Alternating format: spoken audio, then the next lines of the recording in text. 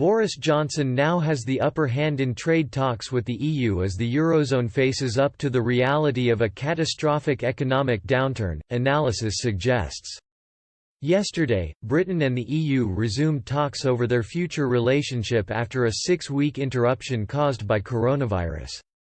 Shortly after their first meeting in early March, the EU's chief Brexit negotiator Michel Barnier and his British counterpart David Frost were forced into isolation after showing symptoms of the disease. There are another 2 virtual rounds of talks planned before the July deadline for Britain to request an extension of up to 2 years. Mr. Frost, though, has already told Mr. Barnier in a call last week that the UK would never ask for an extension.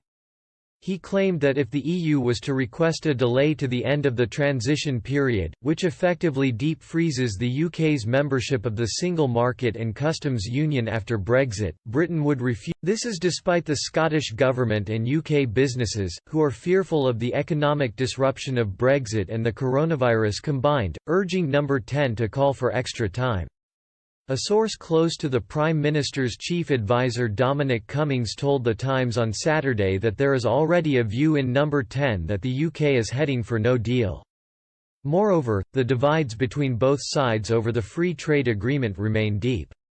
The UK wants a Canada-style trade deal, which removes most tariffs but would allow Britain to diverge from EU rules, and a separate fisheries deal, with catches negotiated on an annual basis. Brussels is pushing for an umbrella agreement that would encompass a zero tariff on goods trade deal, a status quo fishing deal, and security and foreign policy cooperation. However, as tensions are set to rise in the upcoming months, a tweet published by UKIP founder and emeritus professor at London School of Economics (LSE) Alan Sked suggests Prime Minister Boris Johnson might actually have the upper hand in these negotiations. Yesterday, Mr. Sked tweeted, "Let's hope it doesn't force a no-deal Brexit." The professor's tweet highlights a wider picture in the Eurozone. The euro area was already in a weak state before the impact of coronavirus. Eurozone real GDP increased just 0.1% quarter-on-quarter and 1% year-on-year in the fourth quarter of 2019, resulting in its weakest performance in 6 years. Germany's output was flat, while Italy and France suffered contractions. This month, the Eurozone economy suffered the biggest falls in employment and activity on record. The IHS Markit Composite Purchasing Managers Index (PMI), a closely watched gauge of activity, collapsed to 13.5, the lowest score since records began over 2 decades ago. The reading was well below last month's score of 29.7, which was itself a record low. A score of under 50 indicates contraction. The lowest score seen during the financial crisis was 36.2.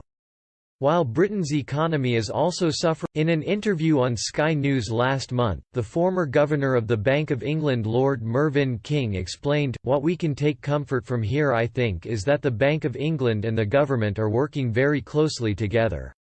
I think you can see that around the world nations are responding to this. People have to accept that tremendous sacrifices are made for other people. And the community in which we do that most naturally is the nation-state. That is not something they have created in the euro area.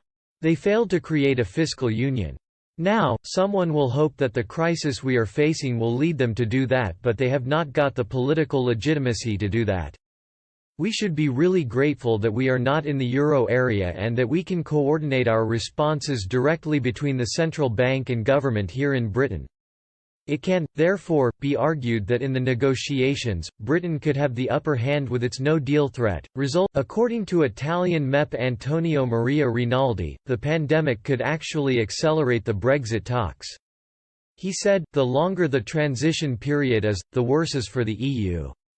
Let's be clear. The UK did not leave Europe, it left the EU, which is just a series of agreements. And agreements have been signed and rejected since the days of the Babylonians. The UK, with its strength and ability and with its power, will certainly manage to find bilateral and plurilateral agreements. It has always done so, but not only that, the UK has the upper hand in these negotiations." If the EU does not make any concessions, it is like saying I am a customer, I am going to buy a pair of shoes, and the owner of the shop starts